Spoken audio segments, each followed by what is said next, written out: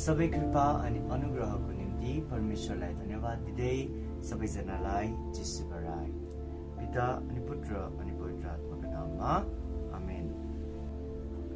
आजको वचन मैले सन्त मत्ती अनुसार सुसमाचारबाट लिएको छु, अध्याय 7 अनि वचन 1 देखि 5 सम्म। अनि 1 देखि 5 को वचनले यसो भन्दछ, अरूहरूलाई नदोष्यौ, कतै आफैमाथि पनि दोष आइपर्ला।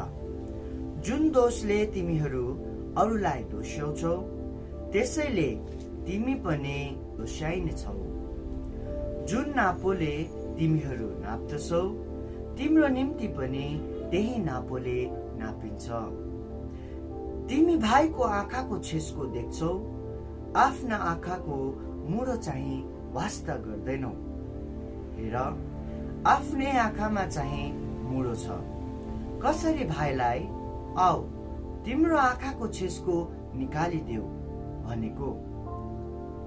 ढोंगी हो, पहिले आफ्नो आँखाको मुडो फ्याँक अनि आफ्ना भाइको आँखाको छेस्को निकाल्न स्पष्ट देख्नेछौ।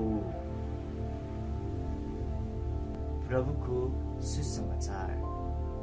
आउनुहोस् ख्रिस्टमा मेरा प्यारा दाजुभाइ तथा दिदी बहिनीहरू अनि मेरा प्रिय साथीहरू हो, आजको यस वचनलाई मनन चिन्तन गरौँ। अनि यस महिना यीशुको पवित्र हृदयको महिना भएकोले आउनुहोस् हामी प्रार्थना गरौँ।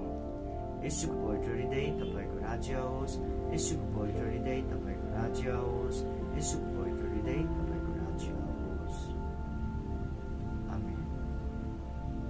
पिता अनि पुत्र अनि पवित्र आत्माको नाममा